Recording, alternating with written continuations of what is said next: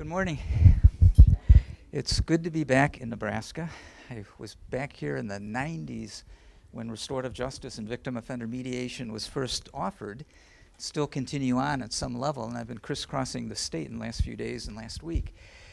Thank you for inviting me to speak to you in this whole area of alternative dispute resolution. But this is a very specific application of ADR called victim-offender mediation through restorative justice. And I want to make something real clear from the beginning. Restorative justice is not some fancy criminological theory, abstract, stuff like that. Nope. This is real old-fashioned stuff, real down-to-earth stuff. You know, crime's wrong. It's wrong whether you're rich or poor. People need to be held accountable. And it's important that those who commit crimes or violations have the opportunity to make things right.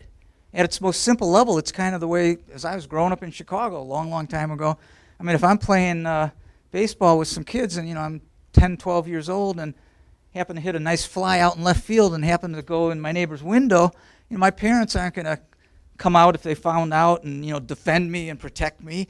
They're going to drag me over to my neighbor's house. And I'm going to have to look them in the face and, own up to it. And probably figure out a way of repairing the window. That's oversimplifying it, but at its core, that's what restorative justice is about. It's like going back into the future. It's like reclaiming a lot of principles that we've let go of. And particularly not just from dominant European culture, even more so. To honor and practice a lot of the wisdom of the indigenous people of this continent. The more than 350 tribes that were here long before any Europeans came, who were harmed deeply by my tribe, most of our tribe. And restorative justice, it's kind of a way of blending the best of modern criminal law and juvenile justice kind of law, but with a little more humility, bringing back some of the old-fashioned principles of community involvement and parental involvement and family involvement through peace circles, peacemaking circles, and other kind of restorative justice practices, blending them in a way that's healthy. How many of you have heard of restorative justice before? Okay. Trying to figure out if I can walk around a little here because I like to move around. Okay. When I began, I was fortunate to be one of a handful of people, young idealists, way back, can you believe it, in the mid-'70s. Nobody took this serious. But let me make something real clear. One of those idealists was a juvenile court judge called William Bontrager, still remember him. He and juvenile probation officers and the Mennonite Central Committee, which played a very vital role in the origin of this and still is very active in the field. They came together and said, there's got to be a better way of working with kids that get in the juvenile justice system. We almost protect them with some of the legal rights stuff and all, and they don't have an opportunity to come to grips with what they really did. And what about showing some respect to the people and families who are affected by this? The victims. And so they tried this simple little experiment. It was a community vandalism case where kids, I think, were playing mailbox baseball. You're not familiar with that in Nebraska, of course. And it was very unsophisticated. They had no big case management system or anything, but they just did it kind of intuitively. And they contacted the victims. They know the victims are angry. And instead of protecting the kids from that anger, they said, we invite you if you want to meet these kids. And we want to make sure the kids are willing to, because it's a voluntary kind of thing. You don't just force people into that kind of thing. And they tried it, and it was remarkable. It seemed to actually have some real benefit. When I was part of some of the initial smaller victim-offender mediation efforts in those years, in those early years, it was called victim-offender reconciliation programs. Still is called that in some states. Most are not called that. Most are called victim-offender mediation today. When I was involved in those initial cases, I would witness something that I couldn't understand up here. I'd see angry victims who would have beat the kids probably. Some would have shot them, probably. And after they get some of that anger out in a healthy way, I saw what today I'd call not just empathy, I mean, it was compassion. This includes cops that were in this, and were assaulted by kids. They were caught off guard and got assaulted by a kid they were trying to arrest, and it was pretty embarrassing. And once these cops got out their anger, they ended up offering to help the kid. And I thought, well, this has got to be just an unusual, anecdotal kind of thing, really moving, but that's just not the way people are. Well, the more cases I did, the more I witnessed through research I've done over the years, all the way up right to this moment, for the last 10 years, since 90, I've been working primarily with adult victims who initiate this process I'll share with you. Parents of murdered children, children of murdered parents who come to me and others I've trained now in many, many states over the years, who as part of their own healing, they've come to us typically 5 to 10 years after the crime. I've been working on a case right now 32 years later. This is a deliverance movie kind of crime, if any of you remember this, where these 3 teenage women were at Smoky Mountains Park, and some good old boys were there. And what they did was not nice. And in addition to being sexually assaulted and terrorized, they weren't killed. But this was heavy stuff. And one of these women, 32 years later, she's been living with this. She had the legal stuff was done. The guys were held accountable legally. Didn't mean anything to her in terms of her inner sense of healing and being able to move on. And she wants to meet the one guy that's still in prison that they can identify. And I made it clear that I'll be glad to work with you on this, but it's highly unlikely, after all these years, that he would want to risk that, because it's scarier for inmates, juvenile or adults, to meet the victim than to do time. Can you understand that? Nobody likes to do time, but they know how to cope. In fact, they know how to be top dog in a joint more than they on the street half the time. I've had juveniles and I've had adult offenders. One I can remember vividly who shot a woman in the face during a robbery at a Wendy's hamburger place, and that woman will never taste in her life. It destroyed her taste ability. And this guy who was a bad actor in a joint and was in and out of detention, the whole segregation, whatever term you want to use, when I interviewed him as part of my research, he said the hardest thing he had to do was walk into that room and sit across the table and see the face of the woman he nearly killed. The point is, restorative justice, and specifically what I refer to as restorative justice dialogue, this is where people are given the opportunity, not forced, they're given the opportunity to come face to face in small groups, larger groups, circles, whatever. It's real common sense kind of stuff. And frankly, one of the deepest expressions of this, which are called peace-building circles, and judges in Canada, led by Judge Barry Stewart in the Yukon years ago, and a number of judges in this country have been trained in sentencing circles. And I witnessed the first sentencing circle way back in the 80s in a sniper shooting case in New York, upstate New York, where judges kind of suspend their role, come out in front of the bench, and in a circle have family members, the juvenile or the adult offender, victims are invited, prosecution's there as defense, other key stakeholders. And it's not like a normal meeting where the judge is the boss or whoever's the facilitator, saying you speak. No. They use a talking piece.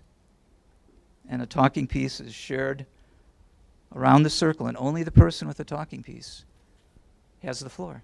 Powerful stuff. And I have to make something very, very clear. This is very important. What I'm referring to are ways that in dominant European kind of culture, even though we're American culture, where we're learning from indigenous practices, but we're not taking them. We're like within a Lakota, Dakota community, or Omaha, whatever. These are sacred. These are ceremonies. This is not like calling a meeting. Within their tribal communities, this is like offering a prayer to the Creator, smudging through cedar, sage, or sweetgrass to set a tone, a spiritual tone. And that's to be honored.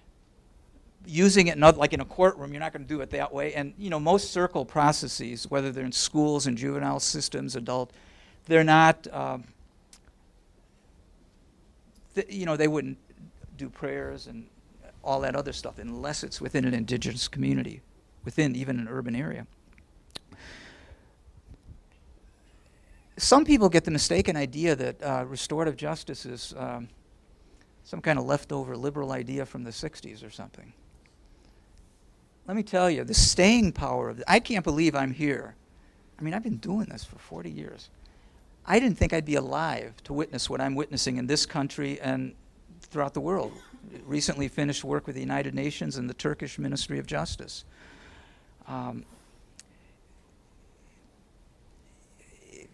It's amazing. In the 70s, everyone was cynical about this. The first victim-offender mediation case involving a home burglary the prosecutor was so infuriated because he knew best what victims needed. He knew. He's a victim's, advocate. And it was wrong for a judge to allow a victim to have input before the sentencing. He knew what's best. And he took that all the way to the U.S. Supreme Court. This was probably in 1975 or so. The Fred Palmer case was written up in Newsweek magazine. There were letters coming in support of Fred Palmer from all over the world, including the Vatican. And the prosecutor was not able to get it reversed. I could give you other examples like that. That's old history. Today, prosecutors are among some of the leading advocates of this. I don't mean to naively say all prosecutors love this. Most prosecutors are not aware of it or don't fully understand it. But literally, some of the loudest advocates, some of the largest programs, juvenile programs actually, are prosecutor-led. Police have been at the front lines of this from the beginning, even though most police don't understand it and have questions. Police have been it from the beginning. In England, some of the most senior level police officers that are knighted even, Sir Charles Parting, have led the charge on this. Why? Again, not because of some criminological theory. It's just, if you're on the front lines of this stuff, like, most of you are here too, different levels, this makes sense. It's like, it's in the spirit of tough love. There's things liberals like about it. There's things conservatives like about it. There's things liberals don't like about it. And things conservatives don't like about it. This is way, way, way beyond the normal ideological junk that's out there and the way crime is politicized so big.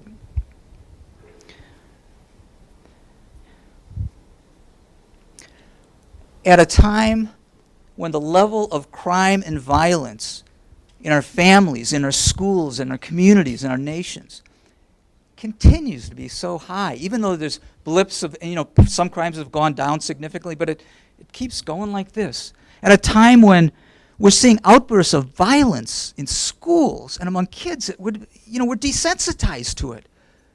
Columbine, I thought when that happened, that would have shifted things.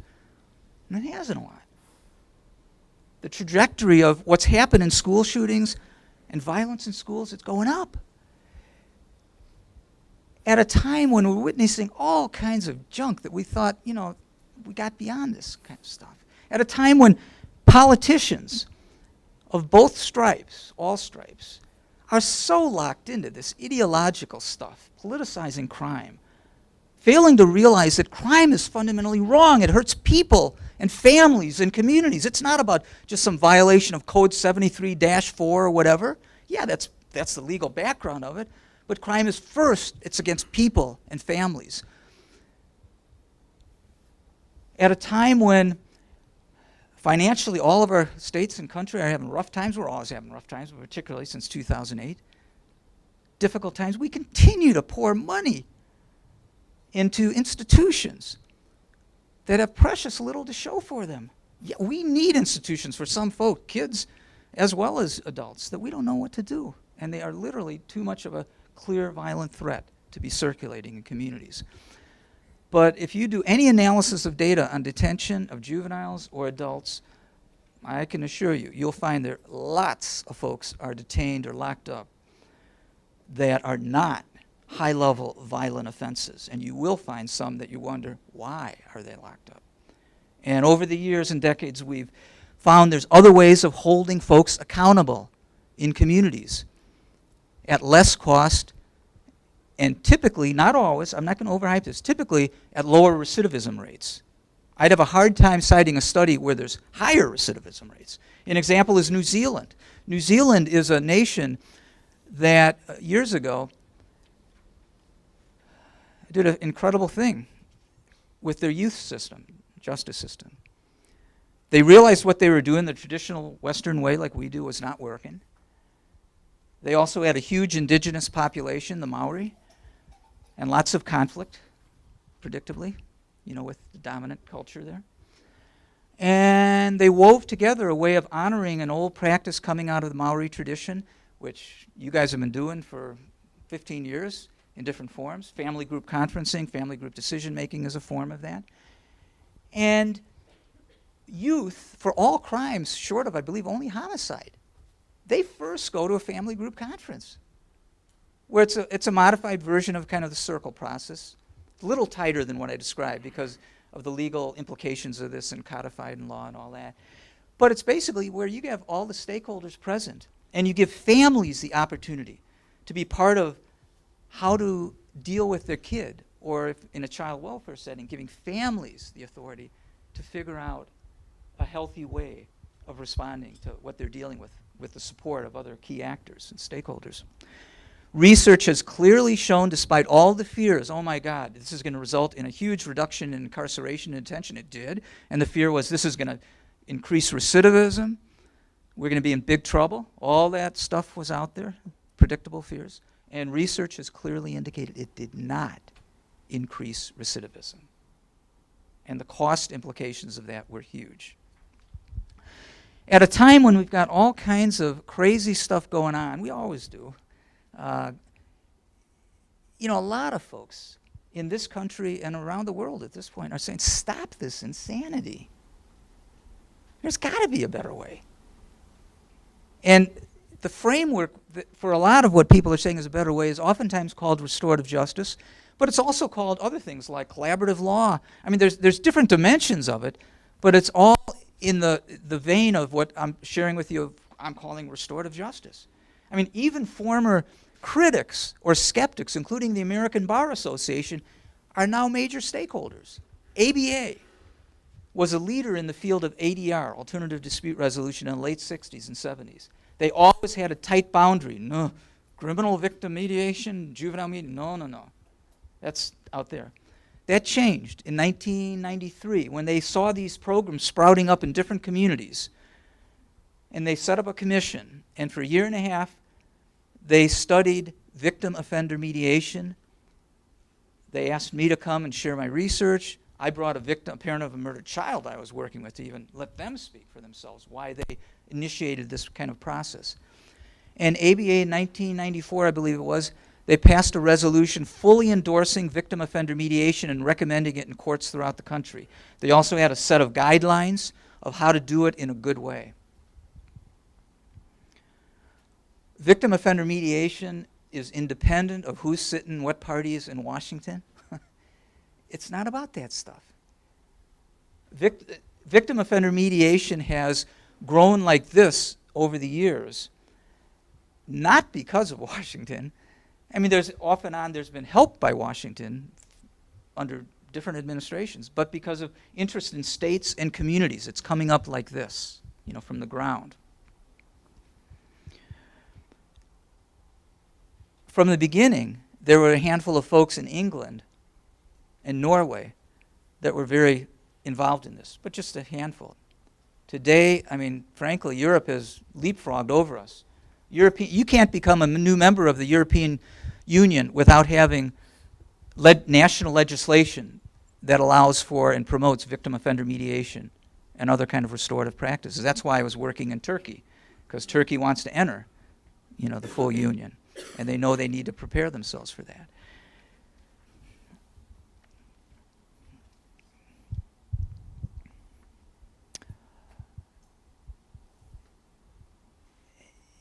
When you bring victims and offenders together, you do not just call it, it's not like a judge orders it. You, the juvenile, you must go into victim offender mediation. It's court order. Nope. Got to be real clear on this, because this relates to how Nebraska is looking at ramping this up through a couple of pilot projects. Your mediation centers have done this stuff off and on since '96, but talking about ramping this up. It would be a court order that the juvenile report to the regional mediation center. They go by different names. And the mediation center determines if the case is appropriate to go into victim offender mediation, which means they first meet with the kid. Do they own up to it? Are they willing to? They're not going to be excited about it, I can guarantee that. And they're not going to be oozing out remorse. You don't see that, you know that. You don't see that initially unless they're whatever. But if they own up to it, and if they're willing to enter the process, then someone from the mediation center, volunteer staff, would meet with the victim and explain it, invite their participation, and if the victim's interested, then they'd come together. Now, whether it comes to mediation or not, I mean, the court order could, and we're going to develop protocol on this to help folks, obviously. When you order a case to be referred to a center for victim offender mediation, whether it comes together or not, they still got to do restitution. It would come back to you to then, just the court to determine restitution as you normally would. Something I cannot emphasize enough is the three most critical elements of doing good, effective, any kind of restorative justice dialogue, specifically victim offender mediation. Preparation. Guess what? Preparation, and I mean it. This is different than civil court mediation, like lots of styles of civil court mediation, although Nebraska does this a bit different. I mean, most mediation, like in the 60s, mediation was kind of new stuff, even though it used to be used in colonial days. It wasn't called mediation, but it was a form of it. But today, mediation is out there in courts. Many states require it, that in civil court, civil cases, you have to try mediation before coming to full court. Most mediation is settlement-driven. It's a narrowing of the issues, really focused on getting a settlement. Mediators would typically, in most states, would not meet with the parties beforehand. How could I be neutral and objective?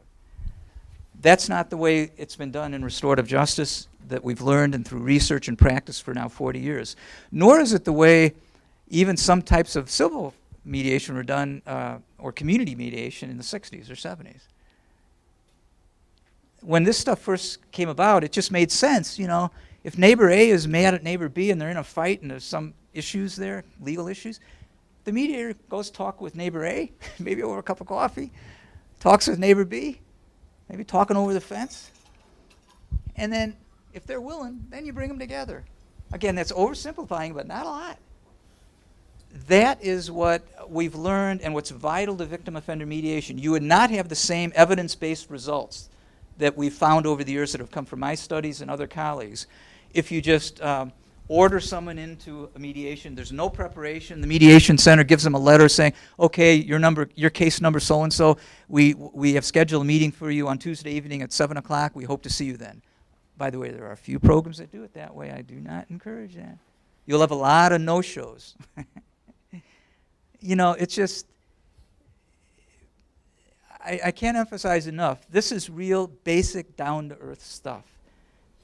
That's why people who in public settings or among their friends would be talking tough law and order, lock these folks up, 3 strikes, you're out, I'm fed up with this stuff.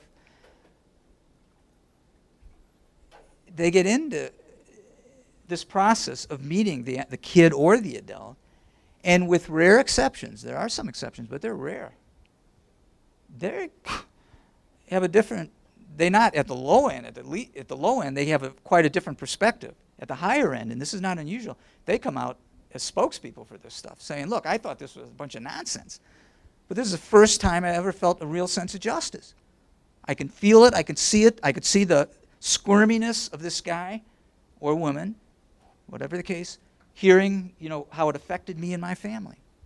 And there was a plan to repair the harm in some realistic way, a restitution plan, whatever.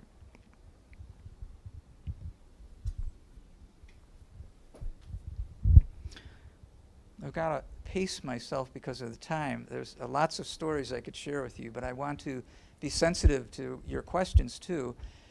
Before I go any further, are there any questions at this point?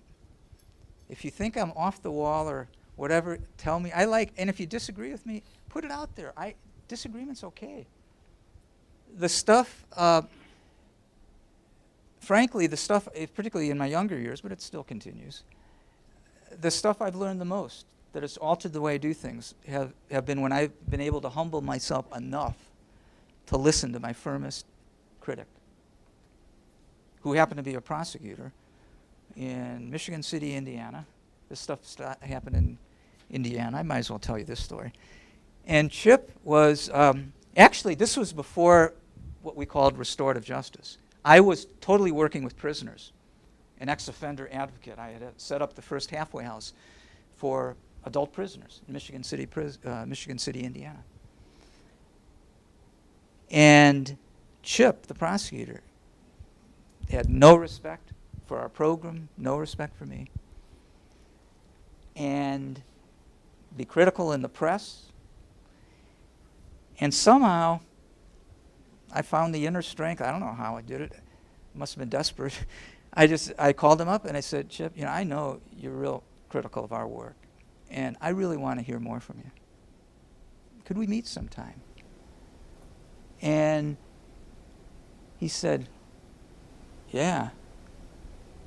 I said, where would you want to meet, Chip? He said, well, why don't you come over to my office? We could meet in our conference room, closed doors. So I go into his turf. I was a real young guy at that point. I'm wondering, what am I doing?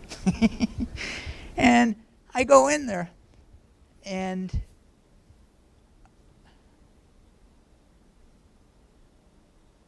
I said, Chip, I know this isn't going to be easy, but I really want to hear your concerns.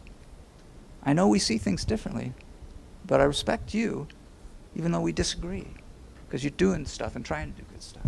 And he tiptoed into it, like, come on.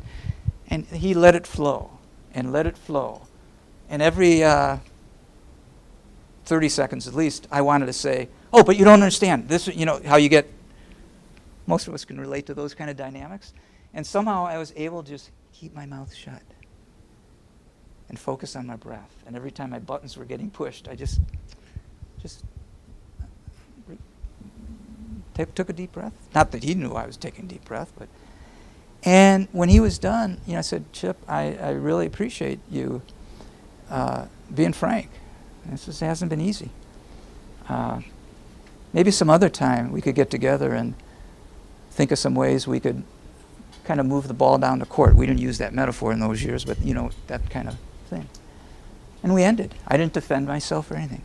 We met again. And guess what? Chip invited me to speak before all the prosecutors. He introduces me. I want to introduce you to Mark Umbreit. He's not as bad as I've said. The guy has, he's got some good thoughts. And so I didn't give a hard sell. I introduced what we're doing. And then the real concrete example of repairing the harm between us as colleagues, and I was just like early 20s then, he's 40 or something, and the fact that he was listening to me was amazing. We together set up the first victim witness prosecutor-based program in Northwest Indiana on a contract basis.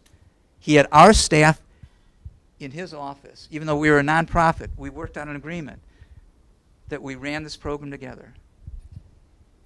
Well, I'm not exaggerating in this one at all. But what I'm sharing with you, that's kind of the spirit of what restorative justice is about.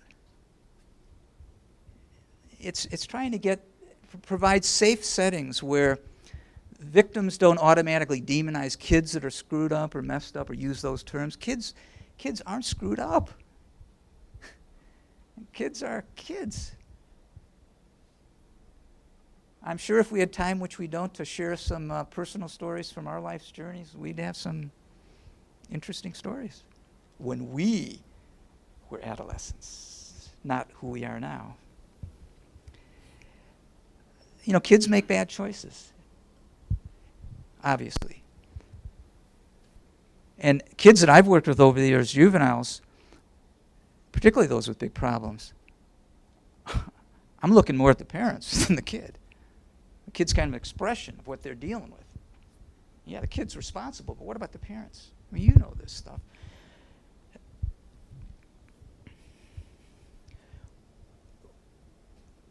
Restorative justice is more than just restorative justice dialogue. Restorative justice, I mean, there's like, our surveys have found that there are restorative justice practices and or policies in virtually every state, ranging from very modest little efforts to statewide efforts. In restorative justice, it's like a different way of working with offenders, working with victims. It's a paradigm shift. But what I am sharing with you is what I call restorative justice dialogue, which is the most empirically based, research-based, evidence-based practice. Yep. Just wondering if you could kind of go through some of the nuts and bolts that are in the PowerPoint. You just, right, that's exactly what I was going to do. Well timed. I didn't plant her. Okay, so let's go with this. Sarah? I wasn't informed how to get into this quick. I just arrived. Should be on. Okay, good. But can we cut the lights a little so we see better contrast?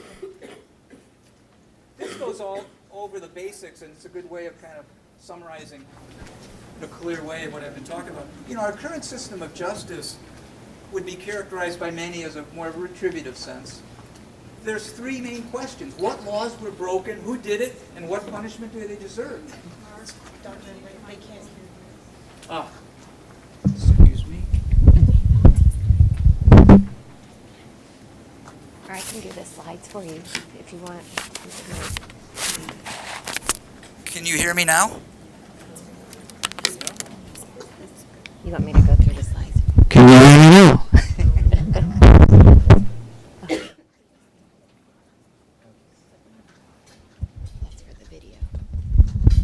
Okay, you can hear me now. In our current system, these are the three primary questions. What laws were broken, who did it, and what punishment do they deserve? It's kind of a trail them, nail them, jail them, next case. From a restorative justice perspective, here are the three questions. Who has been hurt by these events? People, families, communities. What are their needs? Not the needs of the legal system and bureaucracies. What are the people's needs, the families? Whose obligations are they?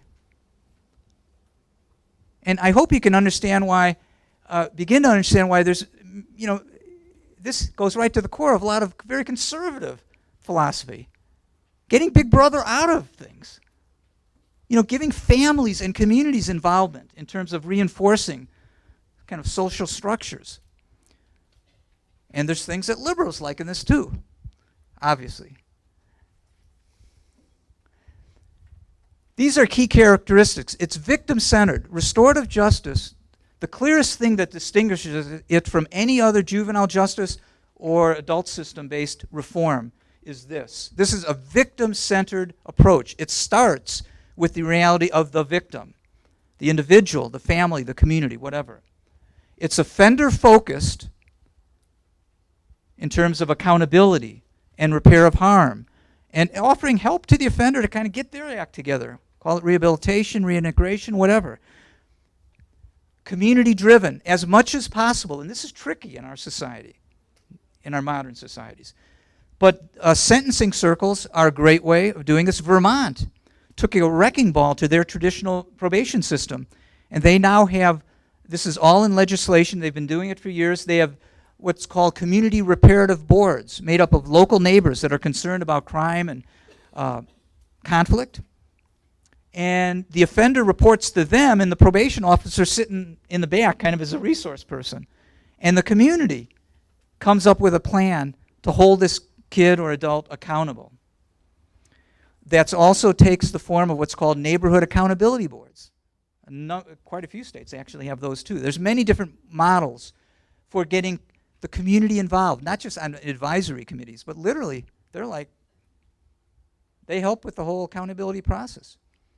And with sentencing circles particularly, judges do not give up the final authority. They're sort of suspending it to allow this input, but the final decision is made by the judge to accept what's recommended or not. And the government is the safeguard. So instead of having the government right up front, the government doing everything and determining everything, government's more in a humble position. We need the government for all kinds of reasons. We need the court system. But we first, many believe, and I do, we first need to give people in communities, to respect them, to give them input, give them avenues to channel their anger in healthy ways, not destructive, violent ways. Anger's good stuff if channeled in a healthy way. The seeds of healing are found in healthy release of anger, not corking it. In our current system, accountability means taking your punishment. Do the crime, do the time, that kind of mentality. Victim and offenders are in passive roles. They're on the sidelines. You all know this. The legal system takes over everything, understandably, and there's reasons for that. But the unintended consequence, I think it's unintended, is the victim and offender, with rare exceptions, they're in totally passive roles. In many settings, victims aren't even thought of or involved, at most as a piece of evidence, essentially. Focus is on deficits. You're a kid, you did bad, you screwed up. Deficits, kind of shaming. The debt is very abstract. Crime against the state. Payment of court fees are things that, from a system, bureaucratic perspective, make absolute sense. From people living in communities, a lot of it doesn't make a whole lot of sense. Connecting what I did to why I got to do this stuff versus repairing harm to the person or community I affected. There's little, if any, victim restitution in many of our jurisdictions. Even when restitution is ordered, that's not the key issue. The issue is how often is it collected. In research I did a number of years ago, it was the first study in the country of victim-offender mediation programs in juvenile courts in 4 states. It found many things, but one of the things it found was juveniles who went through victim-offender mediation were far more likely to complete it than even juveniles who went to court the normal way, and even like with a court system in Hennepin County, Minneapolis, that had a very nice restitution court program. Those in mediation still were more likely to complete it. There is something about that face-to-face stuff. I mean, it's what I call this very sophisticated term. It's called healthy squirming. It's like when you this is true with any of us, by the way, folks. Any of us, when we do something we're not proud of, I don't mean just crimes, obviously. When we, humble ourselves a little and come to grips with it and talk with the other person, it's not a real wonderful feeling. But good stuff comes out of that because we own up to it, we realize what we've done, and we've got an opportunity to, set things right. Accountability from a restorative justice perspective is quite different. It means taking responsibility and taking action to repair the harm. Part of from a liberal perspective, part of what they're not too comfortable with is, what about all this accountability stuff? And letting victims involved in communities, they're just going to be vengeful and hard on my client? That's the typical view. I had that, by the way, in the 70s when I was just working with prisoners. I wouldn't want victims involved or community. I thought they'd be vengeful and, that's what many defense attorneys would think. We have found the opposite. If you allow even the angriest victims, if you give them a respectful, safe way of being involved, they not only help with dealing with the whole conflict in a good way or the crime, but they're oftentimes some of the most, frankly, compassionate, breaking every stereotype you could ever have. From a restorative justice perspective, victims and offenders are in active roles. They're given the opportunity, not forced, they're given the opportunity to get right into the playing field, to be part of the process of holding offenders accountable and determining the accountability plan. The focus is on strengths. Even though you violated the law, you're not intrinsically a bad person or a bad kid. It's denouncing the behavior, not the individual.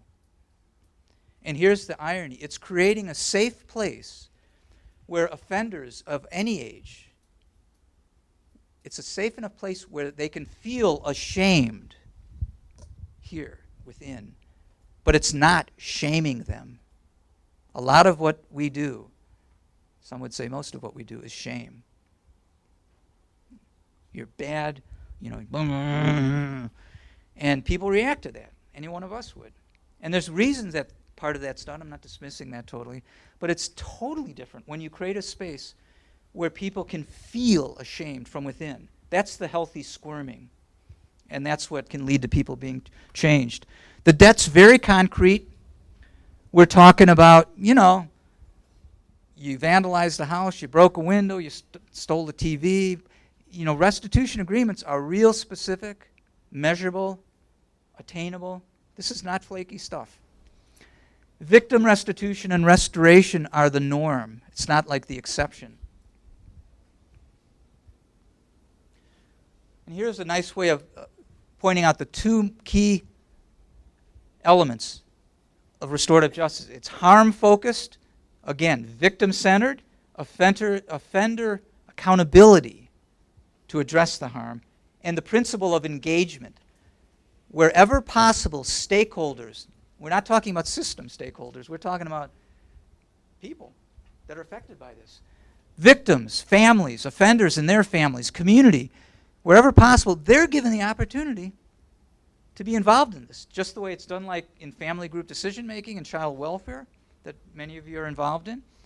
And this can be done and has been done for a long time, actually longer, in juvenile justice settings and adult. And wherever possible, to use the principle, the practice of mediation and dialogue. They can talk with each other. Victims get answers to questions like, why me? Did you have any idea of how this affected us? How many here, by the way, have been victim of crime?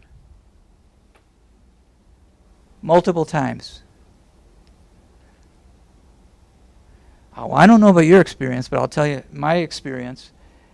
My first thoughts were not peace and reconciliation and restorative. I was angry. I would be tempted to use some other adjectives, but I won't. But, being ripped off or hurt or assaulted is not good stuff. The issue is, how do we channel that anger? Anger is natural. The more we deny safe, legitimate ways of channeling anger, that comes around and gets us. And that can lead to real outbursts that are not good. These are the three basic prototypes of restorative justice dialogue. Victim-Offender Mediation is the oldest, most empirically based, most widely used throughout the world. There's at least over 92 studies in 7 countries that have consistently indicated very positive data on victim satisfaction, offender satisfaction, victim perceptions of fairness, completion of restitution, and lower recidivism. There's always some negative data, but it's typically in the 8 to 10% range.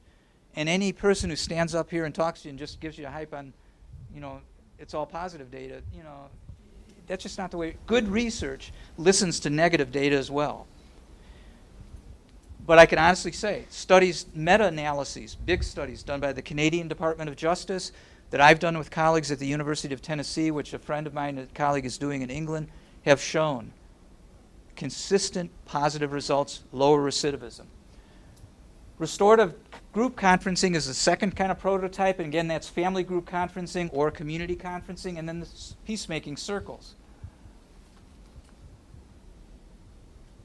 RJ dialogue can fit at any point within the juvenile or criminal justice system.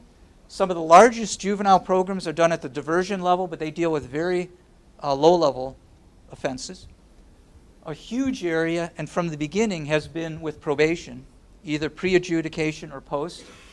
But it can be done parole and reentry. It can be done at prevention levels, including in schools that are pipelines for a lot of this stuff, for juvenile work and crime. It can be done in detention centers or as they're coming out of detention centers back into the community. And this is the exciting thing. While all of this began in the juvenile justice system in 1974, and then began to go into the adult system as well, the truth is some of the most exciting, promising things happening are way outside of justice systems. In schools is one of the most exciting areas with real positive research coming out, with all of the bullying stuff going on. This is a good response to those incidents, but even better at a prevention level. My daughter, who teaches in a high school in Minneapolis, she begins her classes with a talking circle, a check-in circle, sitting on the floor in a circle. This is not in high school. This is before high school. And just checking in on how things are going and passing a talking piece. And, kids are having a rough time, and sometimes they'll talk about family stuff. Kids listen. And then they have a closing circle at the end of the day to check in on how's today gone. So that they're building a culture so that when there's flare-ups, you can respond easier. And where kids know if there's a conflict, hey, we need to go to circle. Could you believe when I teach my university classes, including, of course, I teach at the Marquette University Law School in Milwaukee, I use that same process. I'm not kidding. You can't do that in all law courses or all social work courses or all other kinds, but lots of them you can. It's just a respectful way. And we don't sit on the floor, but it's a way of just checking in initially. Are there any lingering questions from the other day's work that we did together? Or we don't get too personal in class, obviously. But the point is, there's all kinds of ways of using these principles. In faith communities, I've used this in a major conflict in my church. And I know others are using it in those settings. Workplaces, public health settings, child welfare. For too long, child welfare and restorative justice have been like independent silos. Restorative justice began in the 70s. Child welfare stuff's been going on forever. But in terms of restorative practices in child welfare, that began in the 90s with family group decision making. Finally, more and more folks in both of those silos are realizing we need to be talking to each other and working together, because child welfare stuff, as you well know, is oftentimes, frequently, a pipeline into the juvenile justice system. And these are different resources that are listed there. And we could turn this off because we're going to show the video in a few minutes. Want to also add before showing the video, victim-offender mediation, what I'm sharing with you, what Nebraska has been doing off and on since I did the training in '96 and what they're trying to ramp up now, is the only evidence-based restorative justice program out there. I mean, there's evidence for other programs, but I mean officially evidence-based, where it's been certified and all that. And that, again, is why Nebraska is looking at this. This is, if you have any, this is not some new idea that hasn't been tested with the research. There's good evidence behind it. So as we're getting ready to flip on this very brief little piece that'll visually walk you through the process, any questions?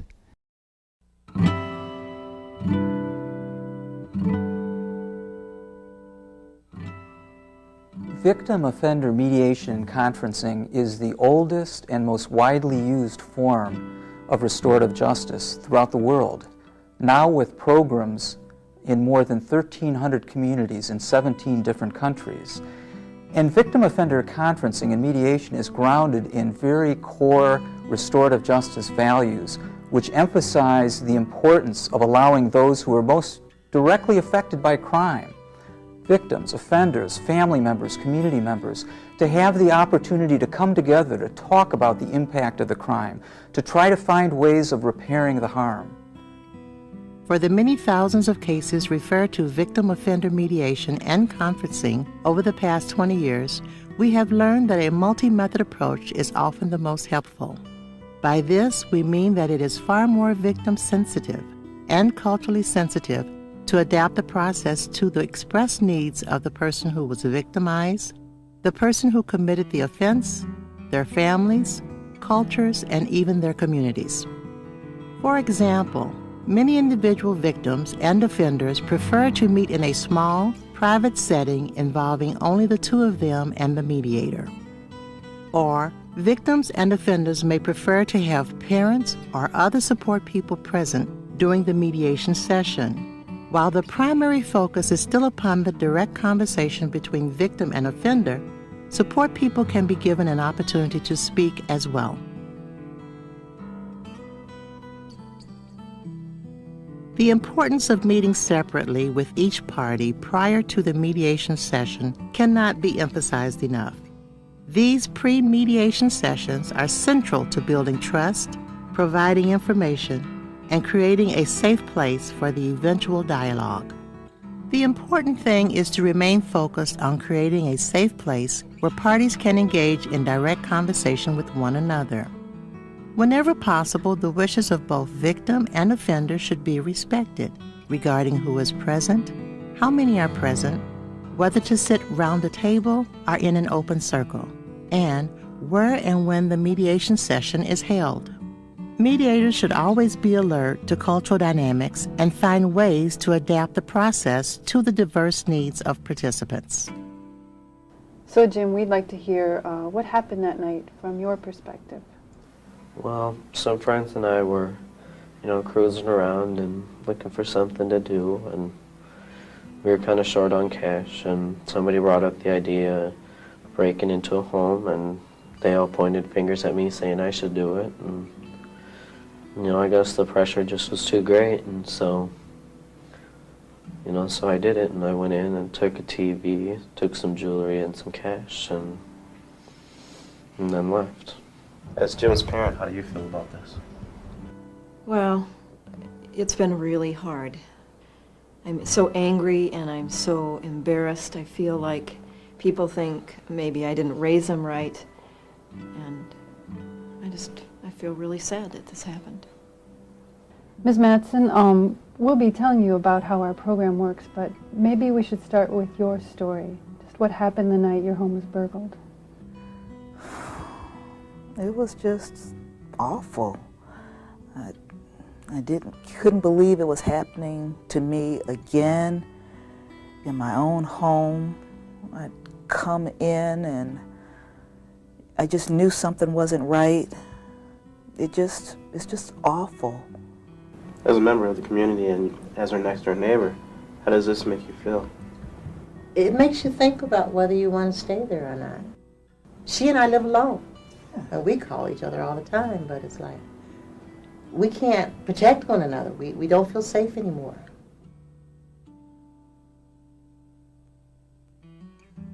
Ms. Mattson and Jim, I want to thank you both for being willing to meet again.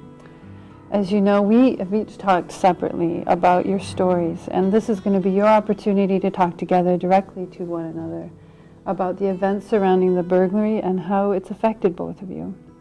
I'm just going to remind you of a few basic ground rules. We're going to ask that you talk respectfully and that you try not to interrupt each other. You'll each have a chance to tell your whole story and then ask any questions that you may have, get answers to them tonight. Is there any questions before we begin? If it's all right with you, Ms. Mattson, I'm going to ask you to start. And if you would, just think back to the night of the burglary and how you felt. And go ahead and speak directly to Jim and tell him how this affected you. I walked into my home and it was just destroyed. Just just a mess. And I just had this awful feeling the whole time that someone was just going to jump out and hurt me. And it just hasn't gotten any better. It's not my home anymore. It's not a place I feel safe.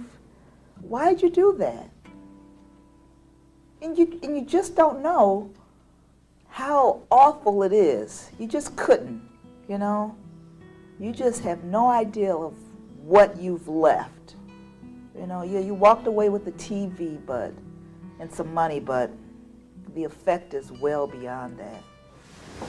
I didn't know it affected you like that. And sorry that, you know, it upset you and that you don't feel safe in your house. So it looks like we can begin to draw up a contract in which you can agree to pay her back by, what would you need, a couple months? Yeah. Okay. I'd be willing to have them do some stuff at my house and would just deduct it. I would do that. You know, not all of it, but just a small portion of it. Does that sound agreeable? Shall I leave it to you to work out the amount to deduct as you go along? Yeah. And if he doesn't want to, that's fine too. And you'll expect the balance from his earnings? Yeah. Okay.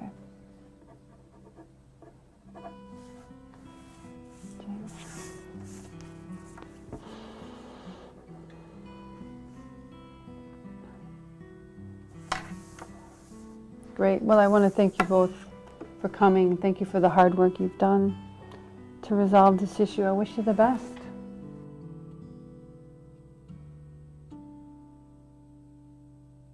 Studies of restorative justice in North America, Europe, and the South Pacific have found that the general public is supportive of many restorative justice interventions, particularly victim-offender mediation, family group conferencing, peacemaking circles, restitution, and community service.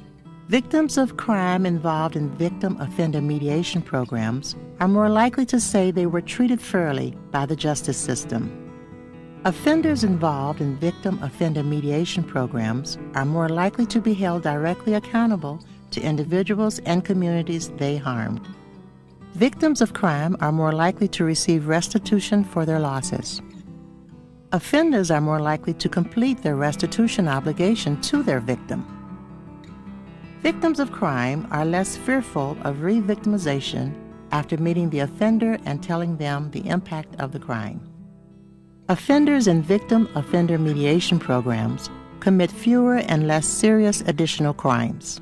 A couple things I wanted to make real clear. You know, I'd mentioned how in recent years, you know, I've been working with the more severe violent cases, typically in the adult system, but sometimes in juvenile. I want to be real clear about this. Those cases are victim-initiated, not court. They happen way after the court's done its job. They're situations where the young person, or more common, the adult, is in prison many, many, many years later. They take way more than one preparation meeting with the victim and the offender. Those cases can take 6 months to 2 years of preparation, multiple individual meetings before ever bringing them together. Take a guess what state in this country was the first state in the world, not just in this country, to have public policy, administrative law, to allow victims of any kind of crime, whatever, no matter how violent, they were able to meet the prisoner if the prisoner was willing and if there was a appropriately trained person to facilitate it. What state? Take a guess.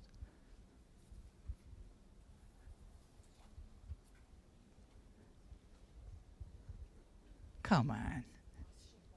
What? Washington? New Mexico, okay.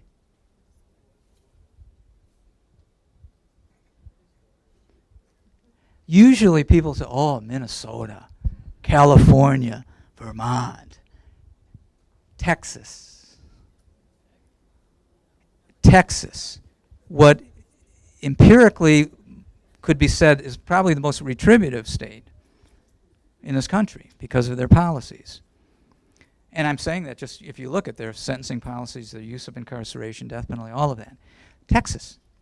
And Texas, that program is still operating today. It began in 1991. And to this date, some of the most creative restorative justice projects going on in the community at different levels is in Texas. And at this moment, they're trying to get past legislation to promote victim-offender mediation statewide. It's been happening at different parts of Texas on and off over the years, but trying to really ramp it up, kind of like what Nebraska is doing. Second state was Ohio. Minnesota was late in the game. The liberal states were late in the game. Today there's, that we know of, I think it's 23 states, I believe, have this in their administrative law allowing this. The other thing I want to be real clear on regarding evidence-based practice, I alluded to some of these research findings, but there's 3 studies particularly which are incredibly informative.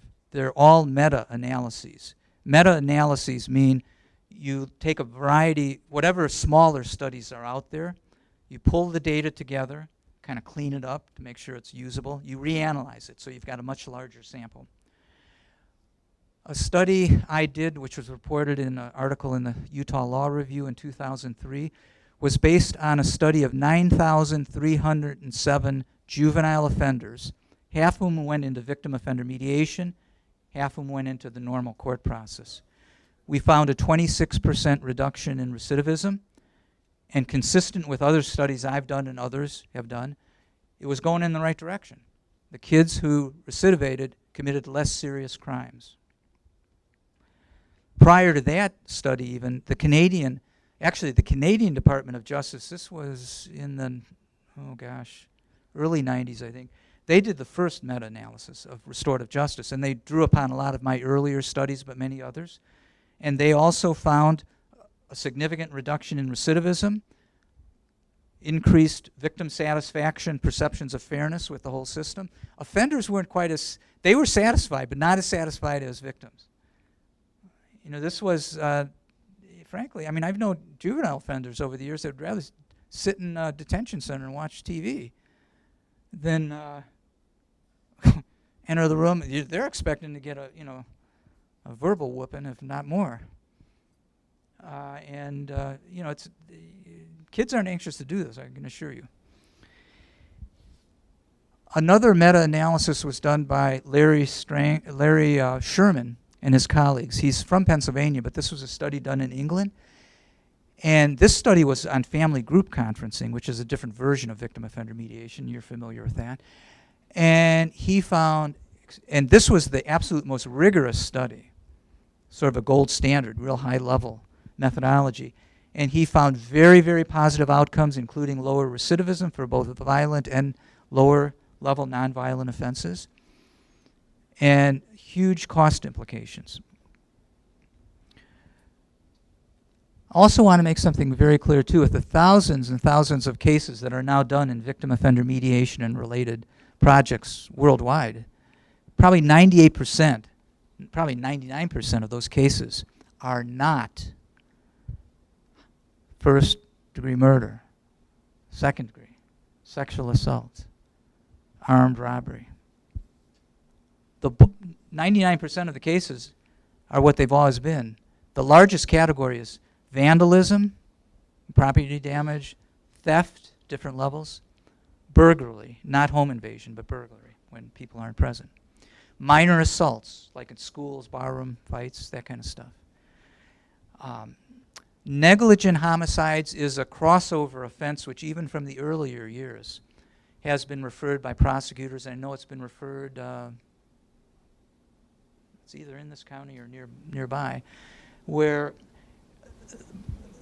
it can be referred and has been by prosecutors before even adjudication. Because from a system perspective, it typically is not viewed as like a violent crime, the same kind of motivation and dynamics. From a victim perspective, I can assure you, it is typically experienced as a very severely violent crime. But those kind of more violent crimes, those periodically, negligent homicides, have been done earlier in the system with court involvement. But the work I've been doing and others over the years with severe violence, and by the way, this is not work that I thought was a good idea to do and we should try it. Nope. Victims came to me and have come to others saying, this sounds good for burglary or vandalism or theft, but what about me? And they've literally said to me, from the moment my daughter was killed, I wanted to meet that man and ask him, why did you do this? Did you have any idea how precious my daughter was? Those cases, again, occur way later on, totally victim-initiated. The 99% of cases are more offender-initiated in the sense they're coming through the system. They begin through a judge's referral, a probation officer, or a prosecutor. So you initially start with a meeting with the offender first, then the victim. The real violent ones, you start with the victim and then go to the offender. Well, we've got a few minutes left, I think. Any questions from what I've tossed out? There's a lot more I could say, but we have limited time and you got a lot to hear today of other things. Don't want to in any way suggest that this is the solution to everything. It isn't. If used right, it's a good tool. Yeah? So what percentage of victims and offenders agree to meet? Okay. Let me back up from that. A key issue is how many even agree to come to the table. Most offenders, you present it as an option to the offender. If you order it, they're going to get the attitude stuff and react. And it changes the whole energy of it. Most offenders, juvenile offenders, probably in the 90% range, agree to do it. They're not excited, but they agree. Victims, it depends on the jurisdiction. The national studies I've done, multi-states, found about 60% of victims who are presented the opportunity want to do it. But it totally varies. Some jurisdictions in some states, different counties, are as high as 90% of victims want to do it. Other jurisdictions, it's as low as 20%. And that's part of the training I'll be doing here again, is it's an art in terms of learning how to communicate with victims in a respectful way to invite their participation. You can't approach it like, here's another case kind of thing. It's a special process. For those who come to mediation, the probability of getting an actual agreement is in the 90% range. And by the way, that's true with a lot of other forms of mediation as well, not just juvenile offender victim. A lot of civil court type of mediation. Once you get them to the table, there tend to be higher rates of getting agreement, but then the issue is completion. And see, these would be things that would be measured here with this pilot project, with different data points to kind of track it. Yeah. Other questions?